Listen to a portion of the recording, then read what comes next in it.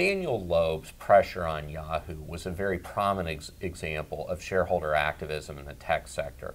What lessons are there in that situation, and what else are we seeing in terms of shareholder activism in the sector?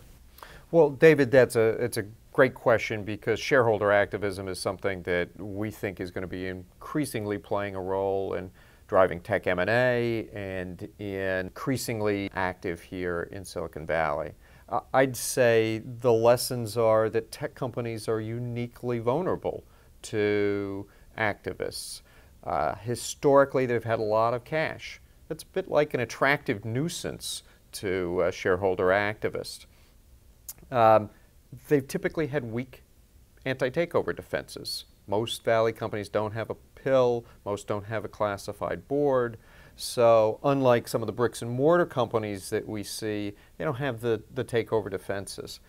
And there is a rising number of activists who have recognized this and are becoming increasingly active. So I think if you're going to draw lessons from Yahoo or any of the other high-profile companies, it's that this is a phenomenon that's here to stay. It's something that I expect will become more active in the near term. Now, are the activists targeting particular kinds of companies, companies with really strong cash flow, companies such as Yahoo, which have a very valuable asset that the activists would like to see monetized?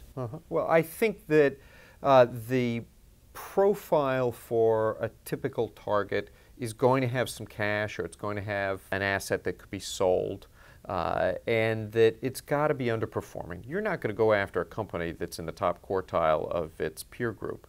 You're going to go after a company that's had a miss in its earnings, that perhaps has had a management team that's been around for a while and hasn't really been able to articulate a vision and drive towards that vision, and so the stock price is underperformed.